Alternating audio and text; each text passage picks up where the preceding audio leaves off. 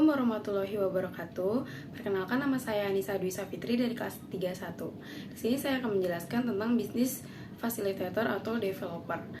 Pada buku kerja yang ke-10 ini terdapat 4 elemen, dan yang pertama itu identifikasi pentingnya pembiayaan atau modal.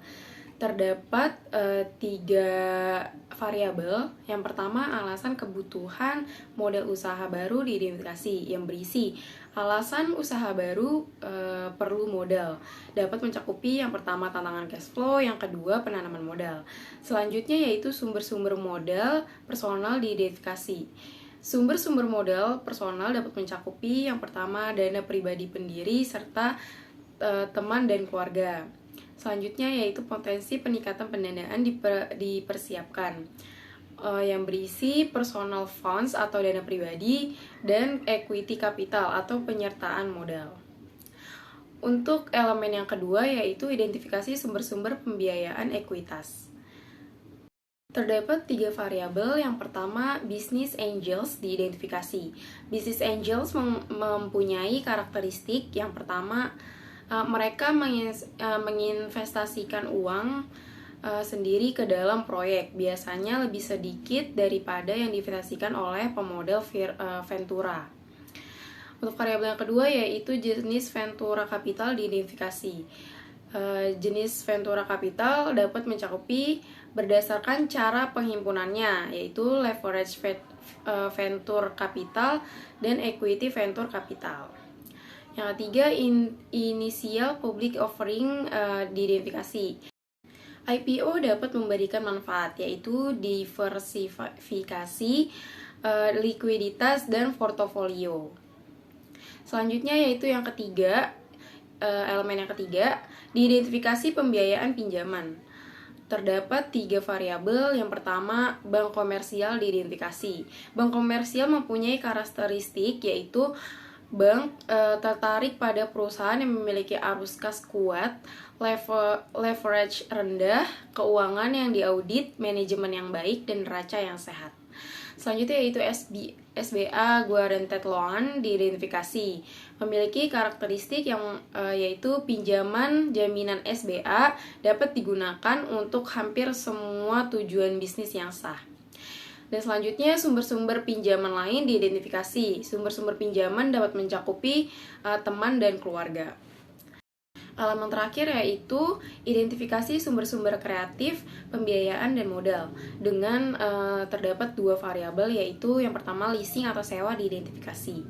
Leasing atau sewa memiliki karakteristik yaitu sewa merupakan perjanjian tertulis di mana pemilik properti mengizinkan seorang individu atau bisnis untuk menggunakan properti tersebut selama jangka waktu tertentu dengan imbalan pembayaran.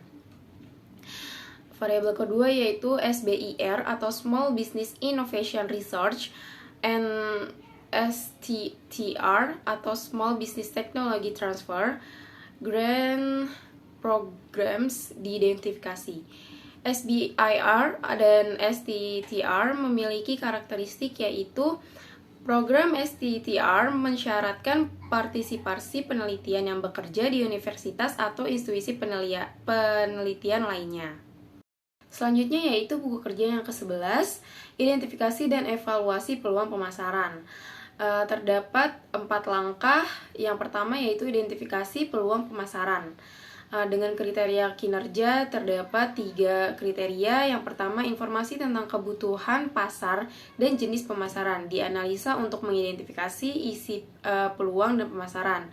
Hasil rekamannya terdapat 2 hasil, yaitu yang pertama informasi tentang kebutuhan pasar dapat mencakupi yang pertama informasi pasar kooperatif, apakah kita mampu memproduksi barang dan jasa lebih banyak dengan biaya yang lebih murah daripada negara lainnya. Yang kedua, kinerja pesaing. Selanjutnya, kebutuhan pelanggan, tren dan perkembangan pasar baru dan berkembang, profitabilitas, dan angka penjualan.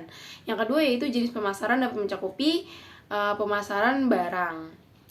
Selanjutnya 1.2, potensi pasar baru dan kontribusi pada bisnis diteliti untuk masuk, membentuk, atau mengetahui pasar dalam hal kemungkinan kontribusi terhadap bisnis.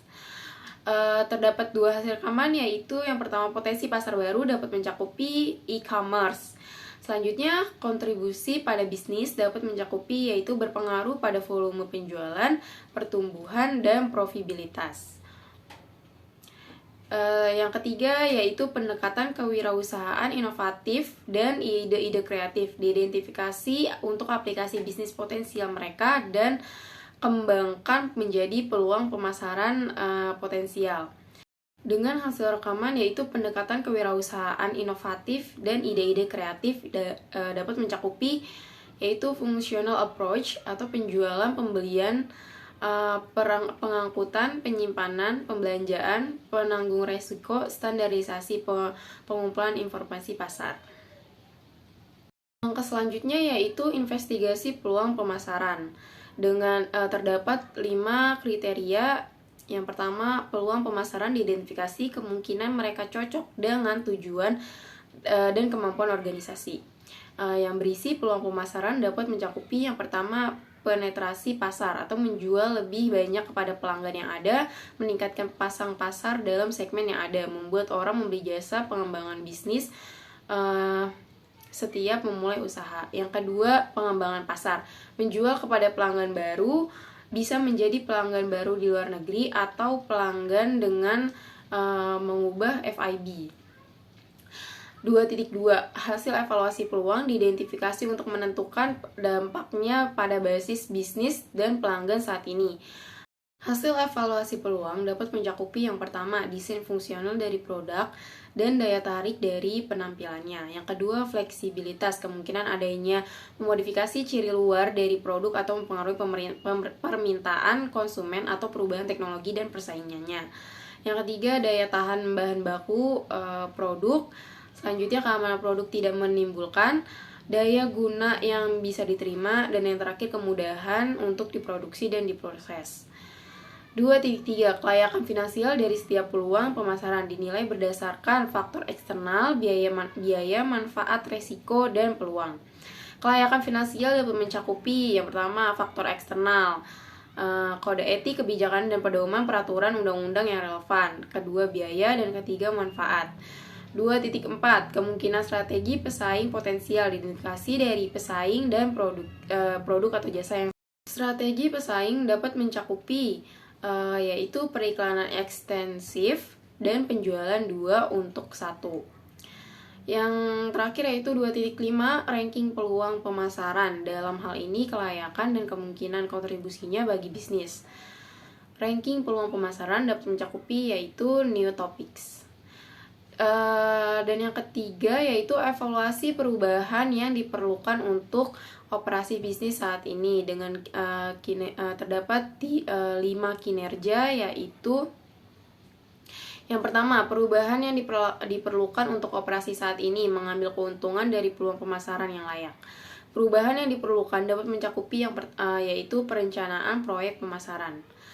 Selanjutnya yaitu 3.2 Perubahan organisasi untuk layanan basis pelanggan yang meningkat atau berbeda, termasuk penyediaan untuk kualitas layanan dan berkelanjutan kepada pelanggan yang sudah ada.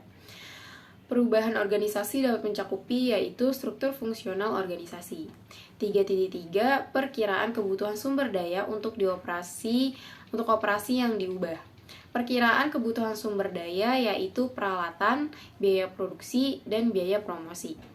Selanjutnya yaitu 3.4 Kemungkinan kelayakan membuat perubahan pada operasi saat ini kepada pemangku kepentingan utama. Komunikasi kelayakan yaitu pemilik.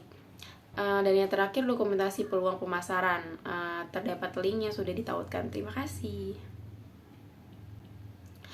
Sekian dari saya, kurang lebihnya mohon maaf. Wassalamualaikum warahmatullahi wabarakatuh.